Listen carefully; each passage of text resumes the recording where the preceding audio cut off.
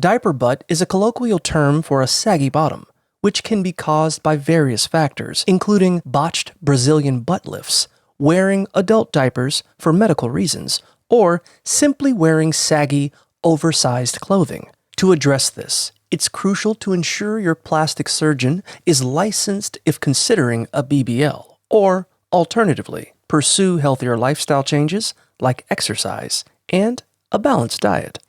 If using adult diapers, consider disposable underwear for a better fit. For oversized clothing, shop for your correct size or have garments tailored.